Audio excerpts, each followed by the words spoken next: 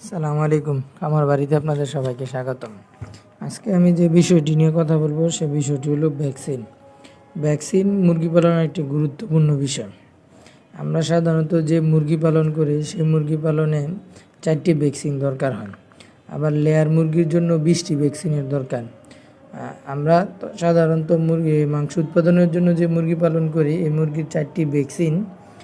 ভ্যাকসিনগুলো আপনার প্রথম 3 থেকে 5 দিনের ভিতর একটা, 10 থেকে 12 দিনের ভিতরে একটা, 18 থেকে 22 দিনের ভিতরে একটা, আবার 24 থেকে 26 দিনের ভিতরে একটা। তো 3 থেকে 5 দিনের ভিতরে যে ভ্যাকসিনটা, এই ভ্যাকসিনটা হলো রানীক্ষেতের ভ্যাকসিন।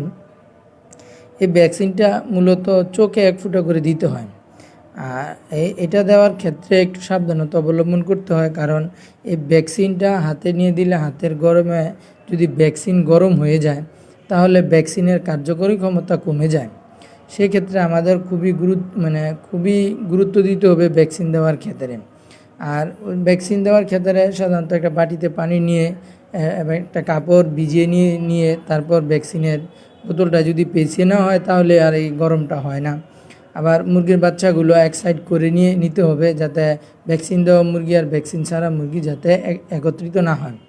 সেক্ষেত্রে একটু খেয়াল রেখে ভ্যাকসিন করতে। মুরগির ভ্যাকসিন শেষে অ্যান্টিবায়োটিক ব্যবহার না করাই ভালো। যেদিন ভ্যাকসিন করবেন ইয়ার আগের দিন বা ওই দিন সারাদিন অ্যান্টিবায়োটিক ব্যবহার করবেন না। এরকম আরও ভিডিও পেতে পেজটি ফলো দিয়ে লাইক, কমেন্ট, শেয়ার করবেন।